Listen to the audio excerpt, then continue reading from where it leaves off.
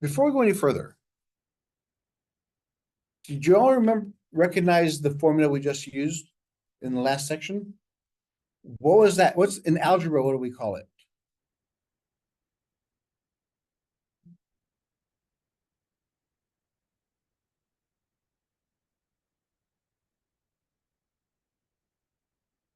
And then we went over to this one.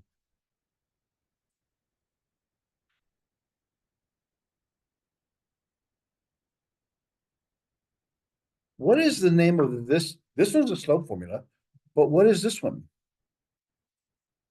What's that? Well, that's what we defined it. But in algebra, what do we call it? It also deals with slopes, but it's slopes of curves.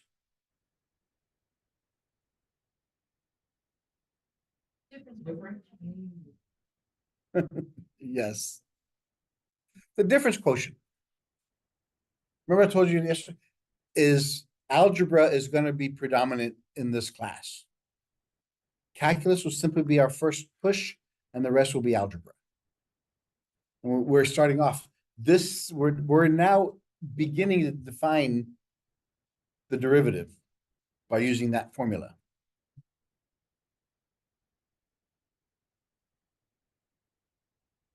All right, so let's just jump in. Example 1. How does the function f of x equal change of y over change of x equals x squared minus 1 over x minus 1 behave at x equals 1? No. I know. With what we know so far, yes, it's indeterminate. Why? If you put 1 inside there, so you put 1 squared minus 1, 1 minus 1, you get 0 over 0. That is the best of all situations that we can have. It's indeterminate if the bottom is 0 and the top is not 0. But if we ever have a situation like this, we plug in a value and we get 0 over 0. No, but it does tell us something else. It tells us that they have something in common. So what do we do about that? Can we do anything algebraically here?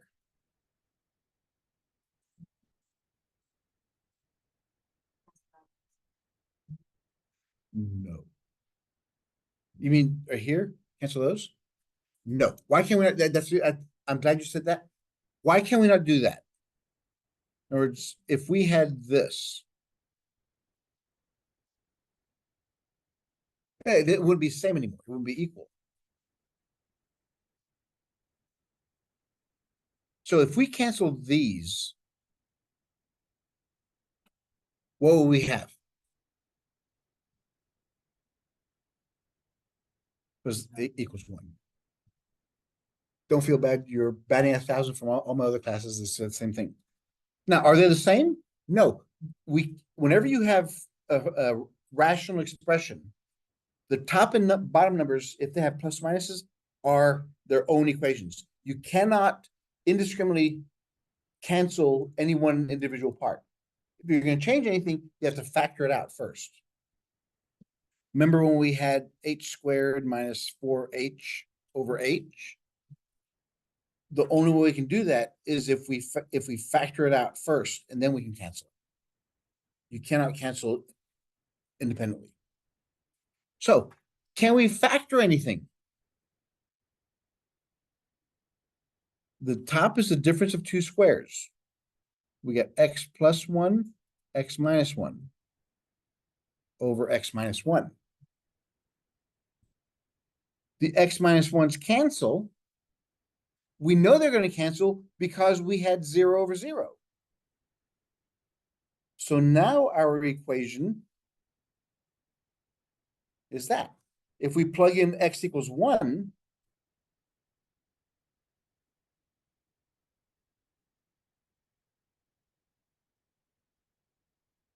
you be careful when you read ahead. Yes.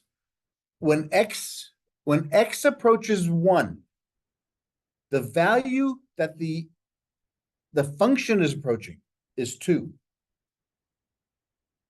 Because now we're going to define something called a limit. So this one says, as X approaches 1, our function approaches the value 2.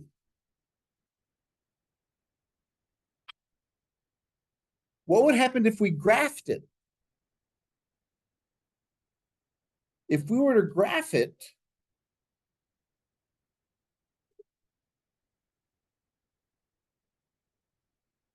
at when X is 1, Y is 2, we would have a hole. We would have a hole. Because why? We canceled out that part. So when X is 1, we cancel those out. That point doesn't exist. But if you look at the rest of this thing, all of these values, if we're coming to 1 from the left, if we're coming this way, where are all these Y values? What are they approaching? They're approaching 2. If we're coming in from the right side, where is it approaching? 2. So that's what I'm saying, is we're now going to introduce limits. That a limit doesn't have to exist to exist. There's the point doesn't have to be there for the limit to exist. It simply has to approach that value from both sides. Let's see another example.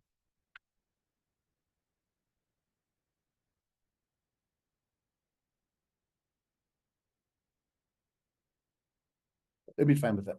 So the limit of a function tells us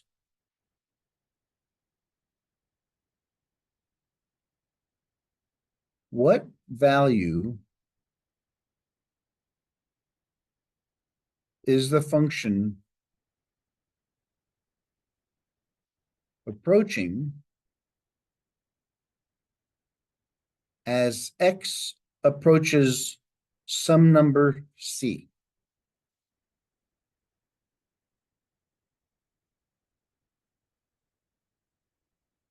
In our last example, the C would equal 1. So if as X approached 1, our function approached the value 2. This is our last example. This is how you would write it. The limit of a function as X approaches some value C is equal to some limit.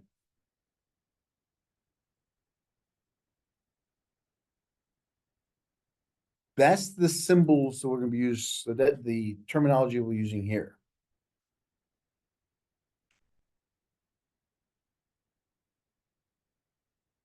So in our last example, we had as X approaches 1, our function was X squared over 1, X minus 1, and it approached the value 2. Did you call timeout? Oh, no.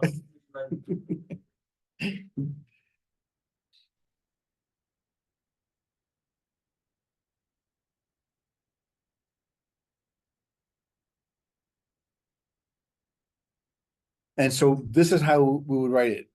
Our function right there, we would solve it this way, the way we just did. The first thing we do is we plug in our value.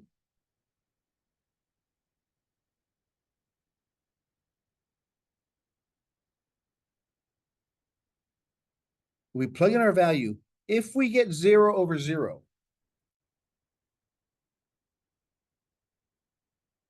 if we get 0 over 0, then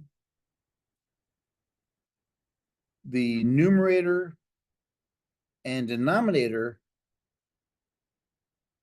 have something in common. And we can cancel those out. So if you have 0 over 0, then there's something we do algebraically and they'll cancel out so that that 0 value is gone. And there's a shortcut we'll use later on in the course called L'Hopital's rules in chapter 5. It's where it's even a shorter cut. It'll go much faster than doing what we're doing here. But it all stems from the beginning if we have 0 over 0 or infinity over infinity or any combination thereof. So what we would do in here, the limit as x approaches 1, you could make it shorter by lim. We know that the top is x plus 1, x minus 1.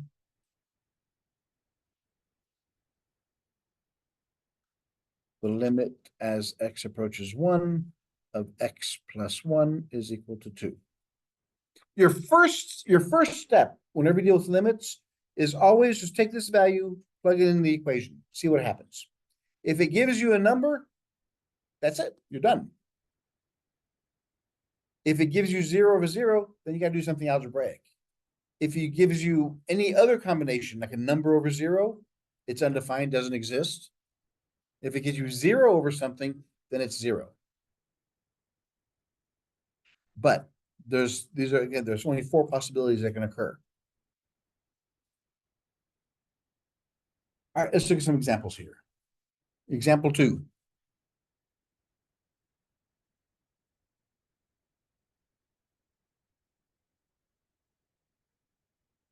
A, we have the function of x squared minus 1 over x minus 1, which we just did. Let's see what it says. The limit of a function does not depend on how the function is defined. At the point being approached, consider the 3 functions below.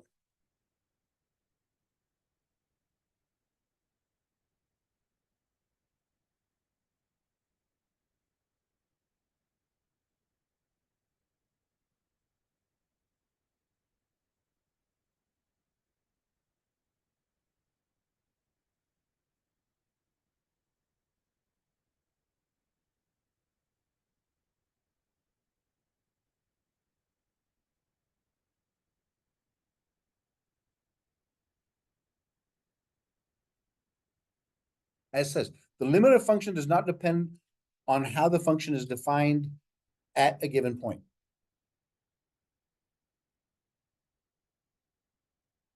So this first one we just did. The graph of this first one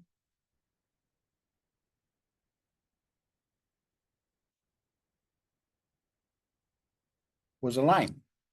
It crosses -1 there.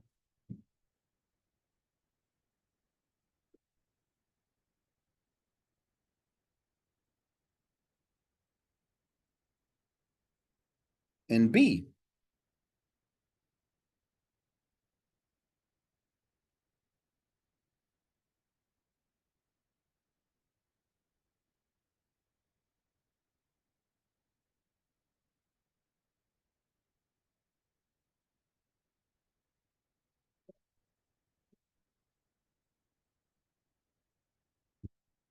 are you all familiar with piecewise defined functions? What this thing says is this. Our function is g of x. And it could be either one of these are the functions. These are the equations. The range. This is the domain. When x does not equal 0, I use this function, which gives me everything, all these lines here. But when x equals 1, I use this value. So when x is 1, I plot a dot there. That's how piecewise defined function. So what would the limit of the first one be? Yeah, the limit of this one equals 2. How about the limit of the second one?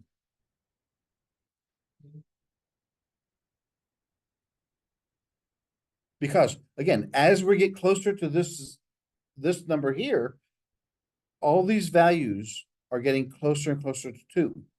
They're getting closer and closer and closer to 2. And C.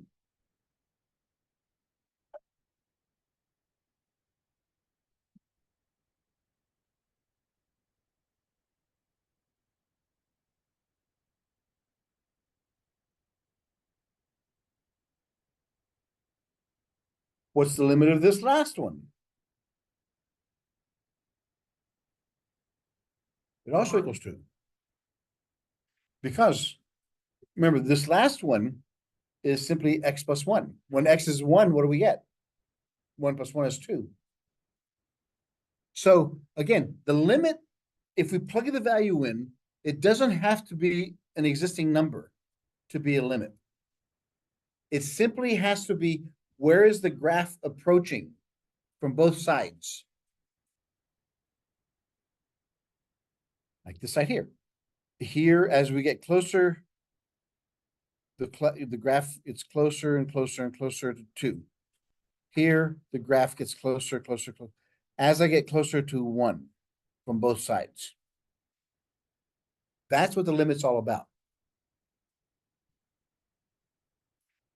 Next example.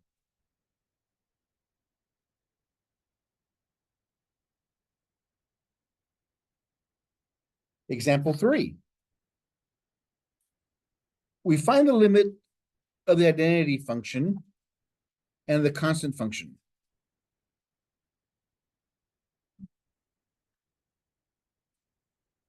What is the identity function?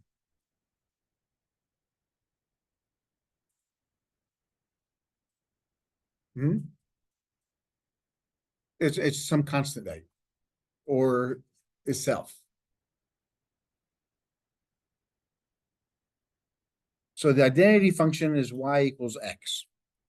If x is 1, y is 1. If x is -1, y is -1. What does that graph look like? Diagonal going through the origin. That's identity function.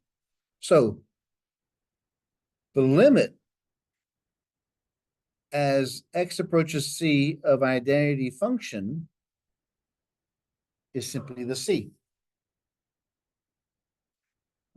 Why is that?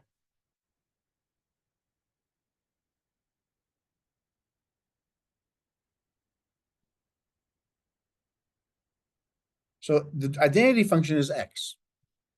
Give me a value of c. Let's say 7. If I plug 7 in there, what does it equal? 7, which is what my c value is.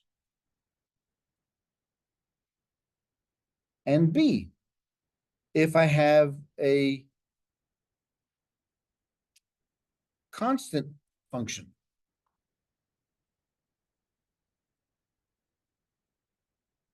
the limit as x approaches c of a constant value. What does a constant function look like? It's a horizontal line. Crosses at wherever k is. So no matter what x you give me, what's y going to be? K. So if I give you the limit of -3 as x approaches 5, what's my answer? -3. Because that's just a horizontal line at -3. Oh, example 4.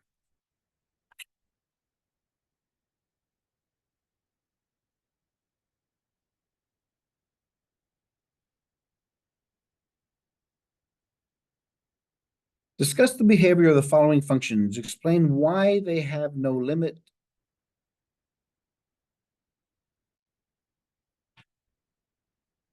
As x approaches 0.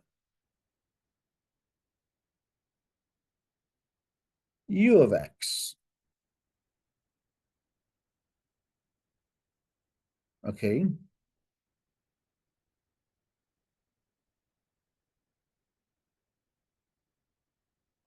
This first one, what it's telling us is this, if we do the graph. If my x's are less than 0, the y value is 0. So that's those. For all x's less than 0, the answer is 0. For all x's greater than equal to 1,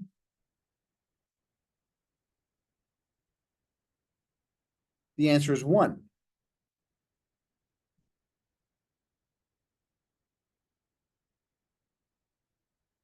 For no matter what x you give me, answer is going to be 1. Does the limit exist as x goes to 0? No. Think of it. If I'm going to 0 from the left, what values are these going to? 0. How about this side? If I'm coming to 0 from the right, where are they going? Are they equal? No. They have to approach the same number to have a limit.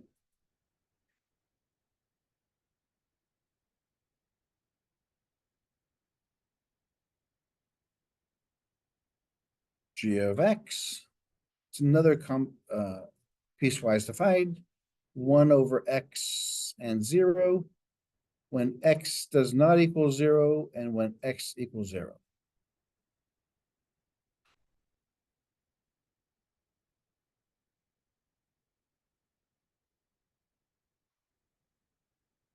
Well, this one here really should have been 0 because we can't have a gap. Oh, wait, this one.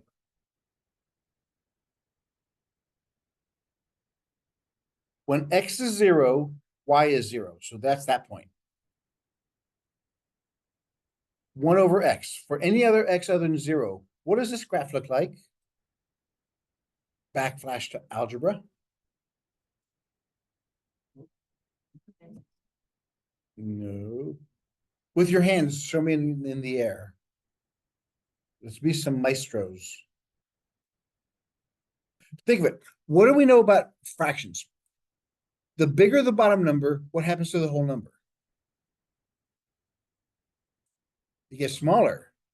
So when x is, let's say positive only right now. When x is very small, here's 1. When x is a fraction, it's very big. It eventually goes to this. When x is 1, y is 1. How about negatives? Same thing there. When x is -1, y is -1. So it looks like this. That's that graph. What are, if it can't cross these lines, what are those called? Asymptotes, right. So yeah, whenever you have a rational function with an x on the bottom, you have an asymptote, a vertical asymptote. So why does the limit not exist?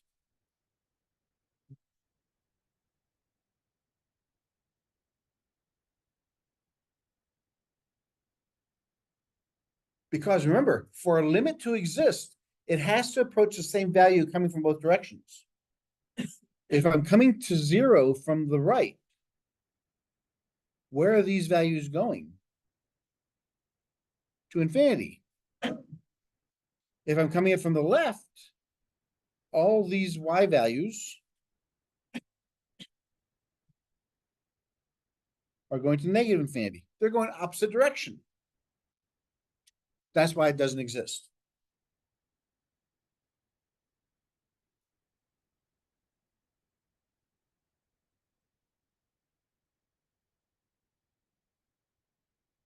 And the last one, I mean, the third one, C, is a very interesting one, which we'll define further later on.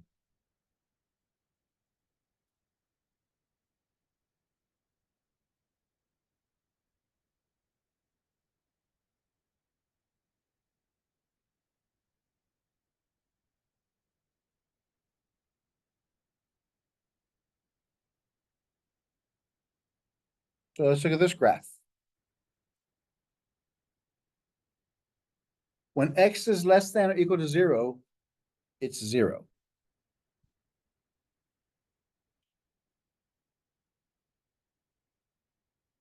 But when x is positive, it's sine of 1 over x.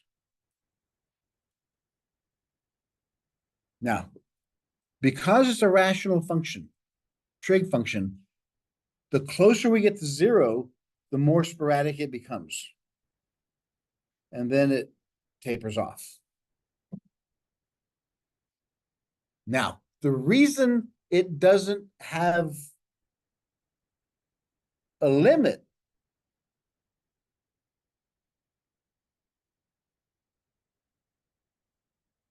because on the left-hand side, we know it's 0.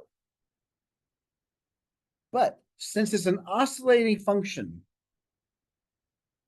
coming from the right, our values can be +1 to -1.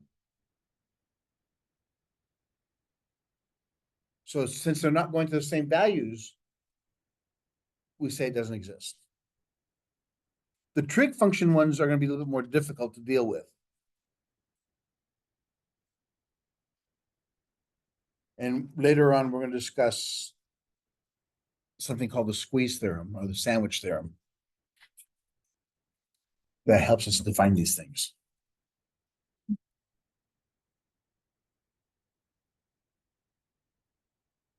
Theorem 1.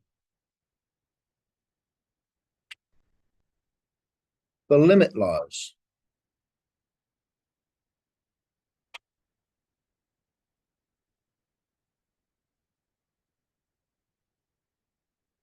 Given the limit of f of x as x approaches c is equal to L, and the limit as x approaches c for g of x is equal to capital M.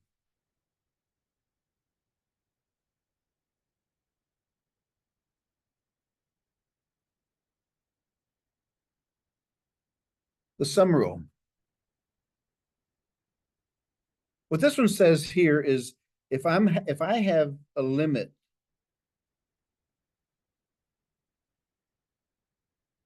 of two functions that I'm adding together,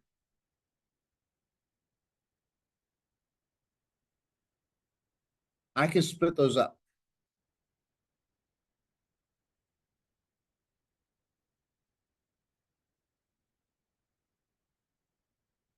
As x approaches c.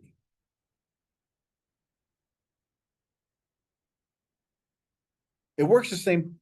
The sum and difference rule should have been the same compartment because the difference rule is if it's a minus, then put a minus between there.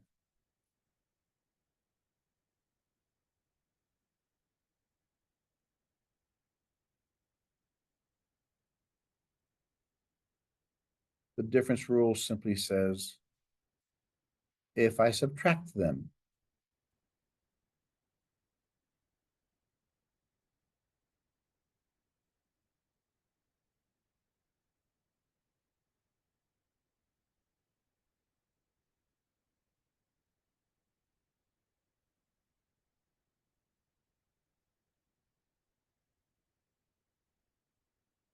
These rules, these properties make life a lot easier. Instead of taking a large equation, we can break it down to smaller pieces.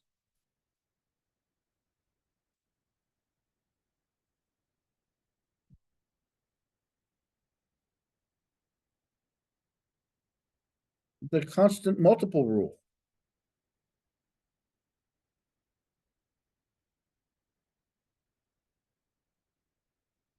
Take the limit and our function has a constant coefficient, then I could take that constant coefficient out and take the limit of the function and multiply them at the end.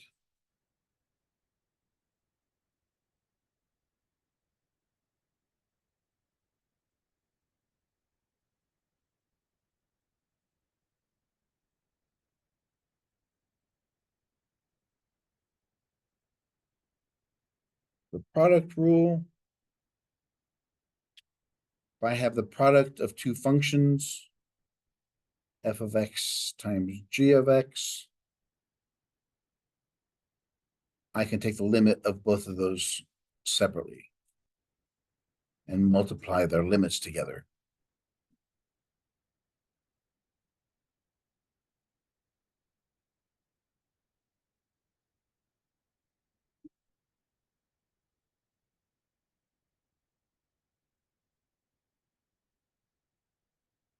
And we're gonna do examples of all these in a little bit.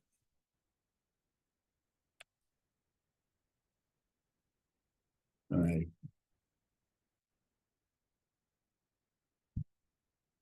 The quotient rule.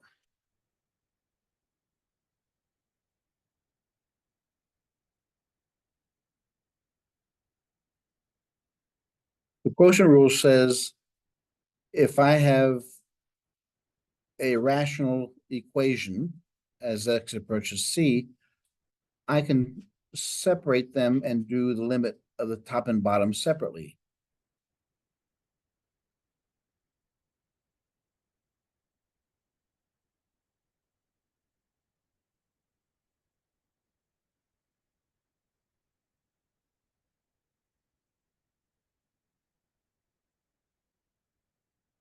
Think about all these rules.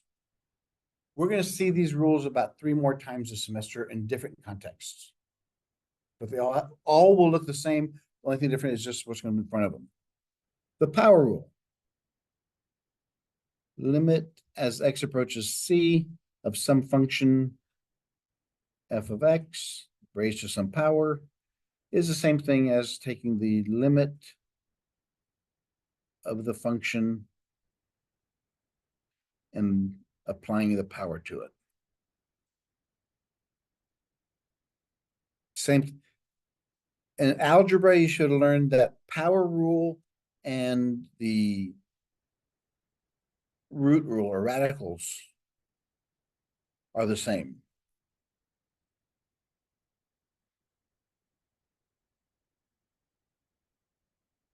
So we have an nth root function. That's the same thing as taking the nth root of the limit of the function.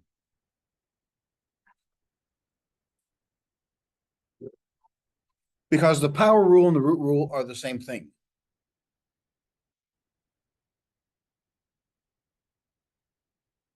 The nth root of x is actually x to the power 1/2. So it is an exponent.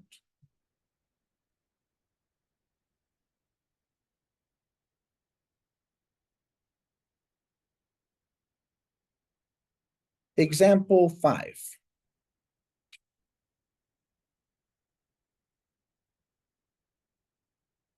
Use the limit laws. So the limit as x approaches c of x cubed plus 4x squared minus 3. Make sure whenever you have equations like this, put them in parentheses. So you don't get confused. If I didn't have the parentheses, then the limit would only apply to this first term, not the rest of it. So it has to be in parentheses.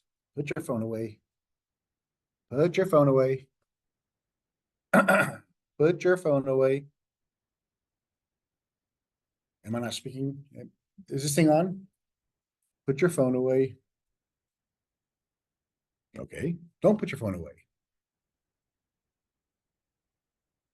What this thing says is I can now split up these things separately by using the sum rule and the difference rule.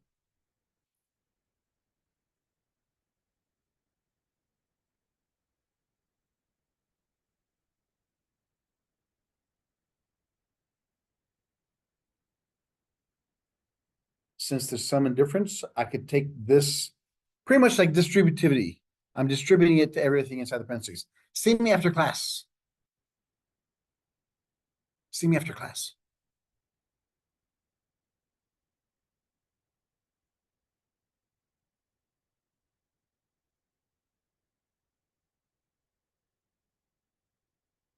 So what do I do with the first one? I plug it in there. So it's c cubed plus 4c squared minus 3, since it's a constant rule. There's the answer there.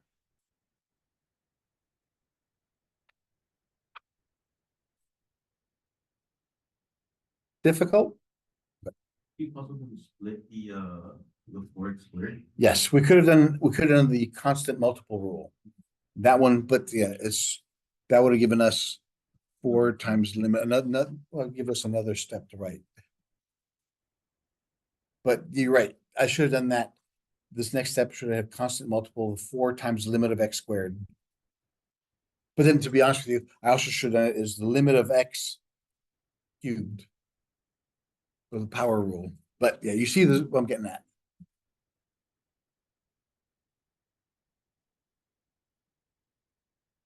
B.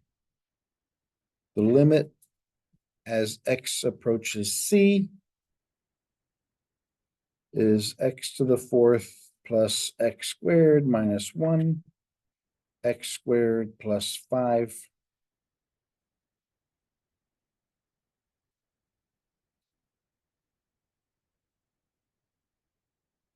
So what the properties tell us is we can take the limit of the top and bottom separately.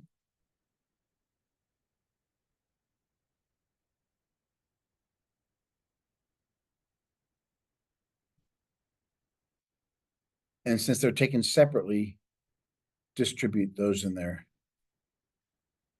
So it's a limit as x approaches c of x to the 4th minus the limit as x approaches c squared, x approaches c to the 1st.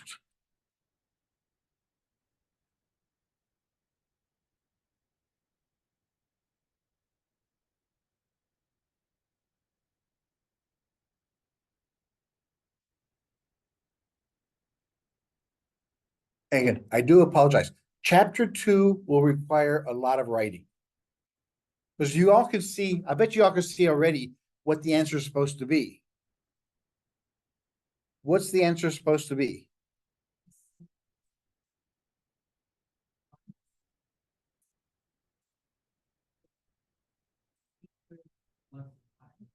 Right.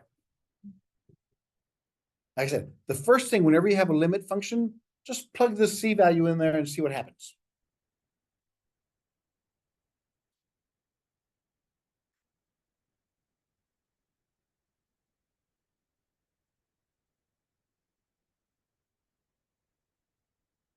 Which is what c is going to do for us. Our c value now is -2. 4x squared minus 3. Now, using the theorem, because that's what the instructions said, what would be our first step?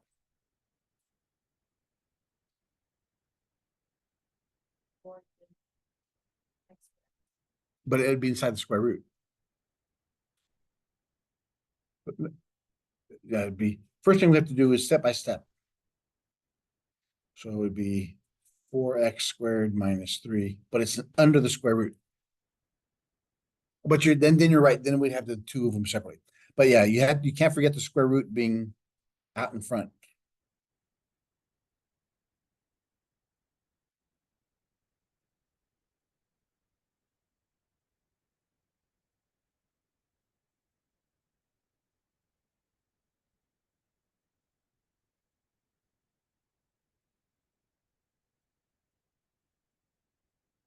So what's this first one going to give us?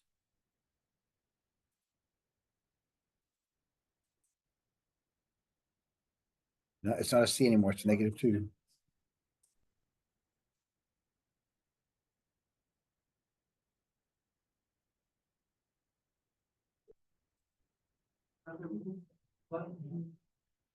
That's my c value. I plug it in there. Just plug this inside there. How did you get -2 as a C value? Where did I get -2 from? That's given in the question. What's in your paper? It didn't print out. It's C in there? Yeah. It should be -2. Oops. Oops. Okay, yes, it would be C for your papers. But no, I'm sorry. I don't know how that happened. I guess I got tired of C's.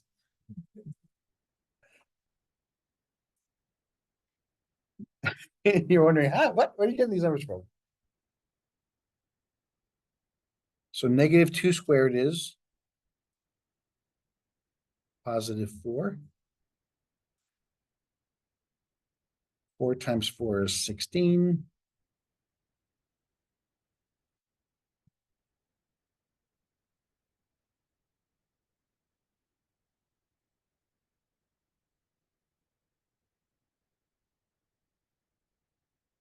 I don't know why it didn't do that. I'm sorry. But everybody okay with the concept?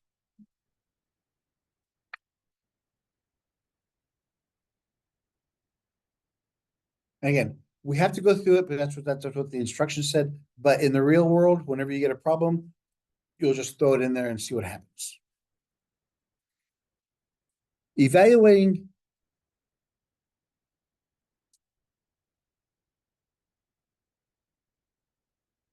limits of polynomials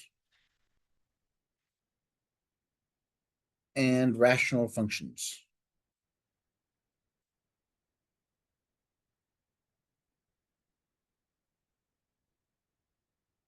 What's a polynomial?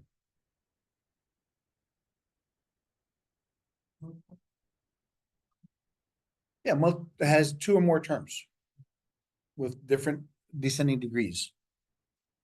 Basically, a polynomial. This is n.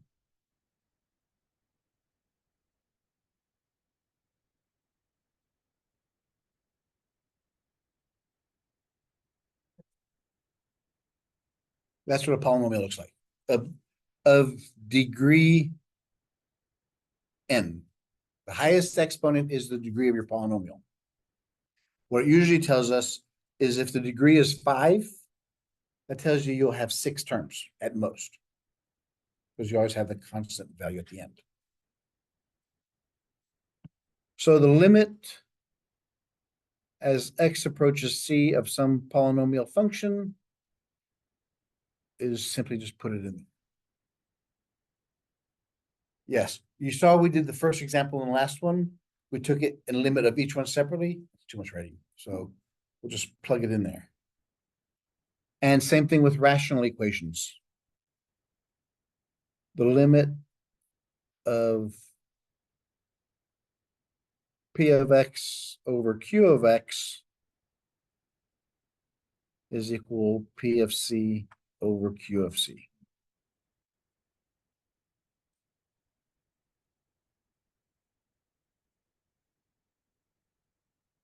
Which gives us example 6. The limit as x approaches -1. X cubed 4x squared minus 3 x squared plus 5.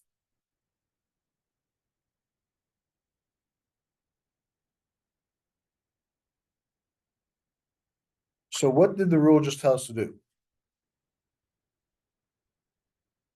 Anywhere you see an x, put a what? -1. -1 cubed. -1 squared. -1 squared plus 5.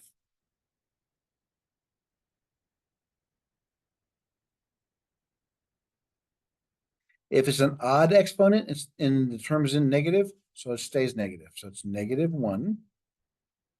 Even exponents cancel out, so it's 4 times +1. -1 squared is 1 plus 5. -1 plus 4 minus 3, 1 plus 5. -1, -3 is -4. So we have 0 over 6, and that equals what? 0.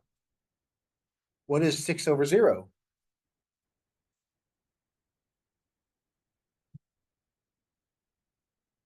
But later on, reason it's undefined is because it's really infinity. How many times does 6 go into 0? It doesn't. How many times does 0 go into 6? Infinite. Exactly like I tell my students. If I promise to give you nothing, how many ways can I give you nothing? Forever. I mean, so that's my promise to you. Merry Christmas.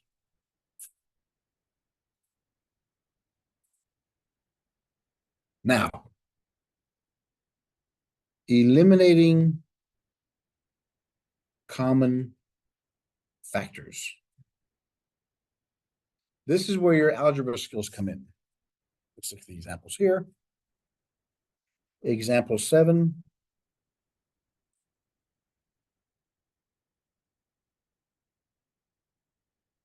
The limit as x approaches 1 of x squared plus x minus 2, x squared minus x.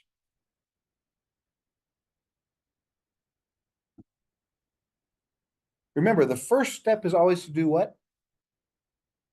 Just plug it in there, see what happens. So we have 1 squared plus 1 minus 2, 1 squared minus 1. 1 plus 1 minus 2, 1 minus 1.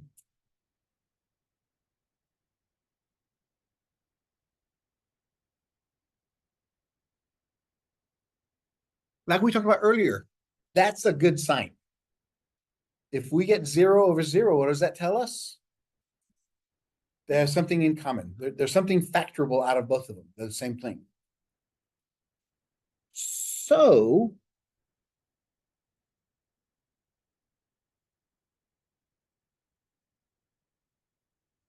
we have to take our function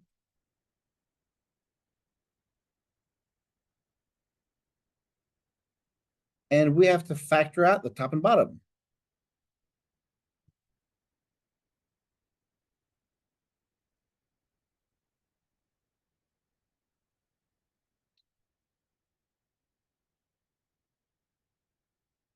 We know the first terms are going to be x's.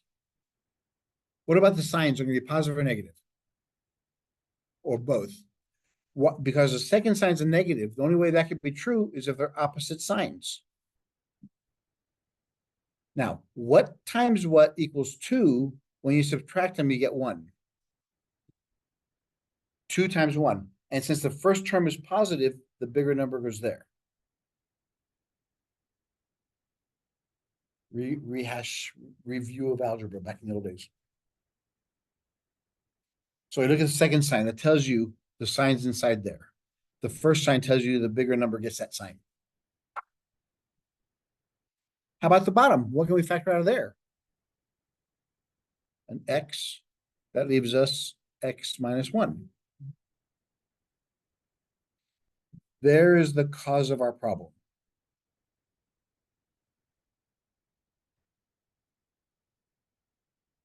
We get the limit as x approaches 1 of x plus 2 over x.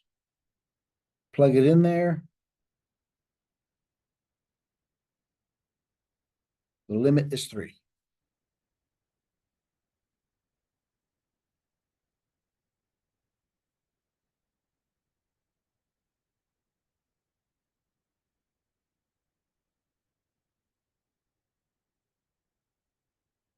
Then I'm not going to use calculators.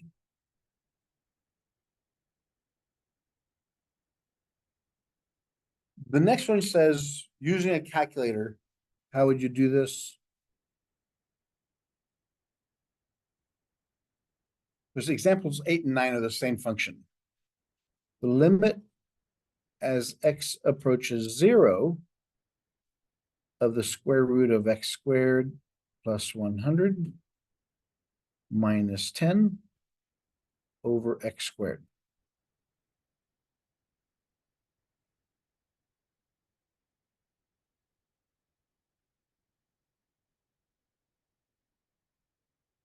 Because what we would have to do, we can't use 0 because 0 we have on the bottom. So what we have to do, if you're using a calculator, we have to find values on both sides of it because it's a squared function. We have to use plus or minus 1, plus or minus 5, plus or minus 10, plus 15, and go in there and see what happens. But that's boring. I don't like using that. If we plugged in 0, what do we get?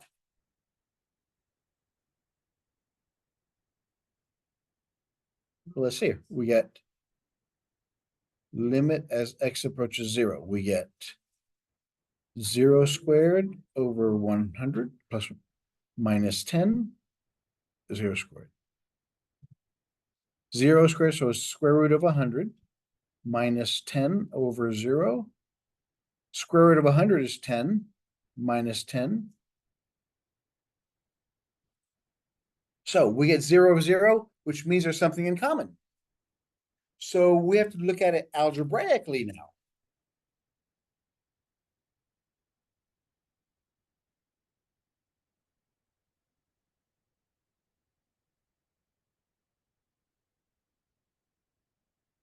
And from your days in algebra,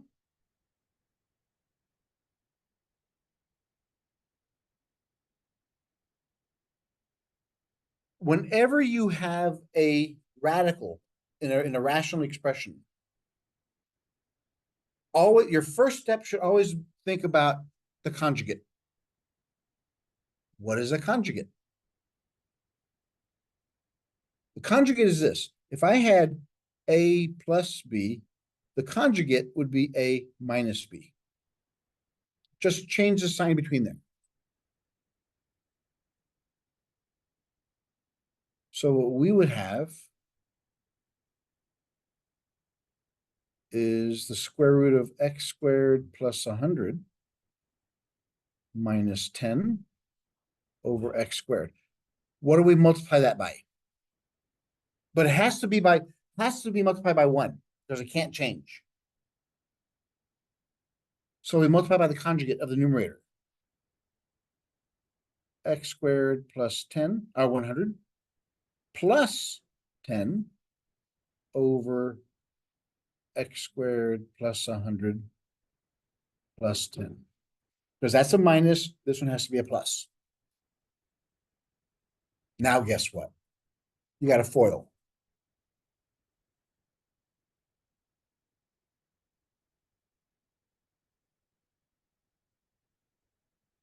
On the bottom, it's x squared, square root of x squared plus 100 plus 10. All right, square root times square root, they cancel. So we have x squared plus 100. Radical times positive 10.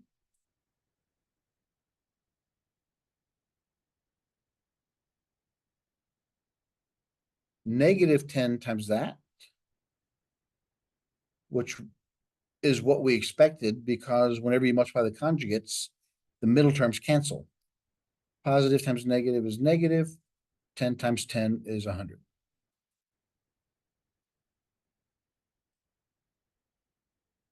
The middle terms cancel. The 100s cancel. So right now we have the limit as x approaches 0 of x squared over x squared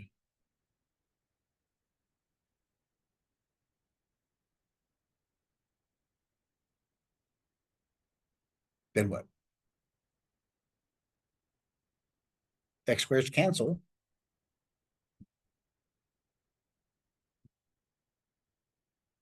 So that leads us to what?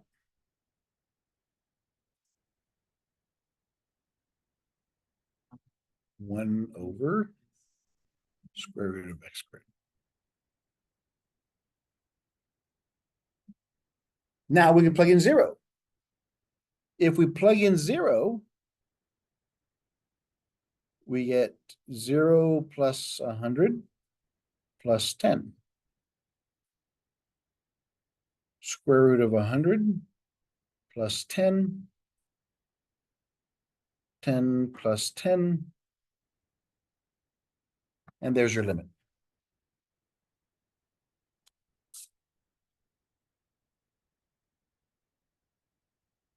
Oh, it's sandwich there. Okay.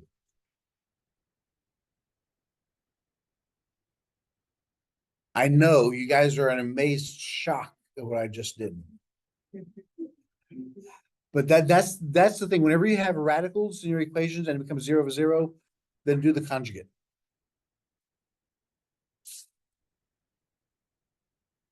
Actually, you only have one thing left to talk about.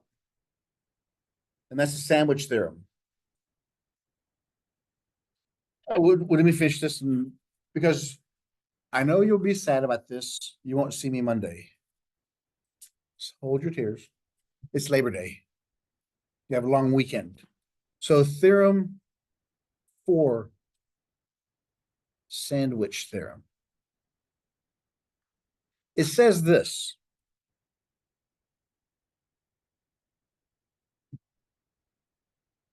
If we know, if we can find these kind of functions, because the sandwich theorem comes about, if we can't find the limit of a function because of the way it's designed, then if we can find two functions that are the graphic, if here's our function f of x, if we can find one that's bigger, an h of x, this is f, and one that's smaller, that's g of x, but they all have the same point in common because they're equal, then it doesn't matter what this one is. If we can find the limit of both of these and they equal the same thing, this one has to be. If this equals 1 and this equals 1, what does f of x have to equal? 1. That's why it's called the sandwich theorem. It's squeezed between two functions. One's bigger, one's lower, but they both meet at the same point. So then the limit of f of x as x approaches c is the same thing. It's the limit.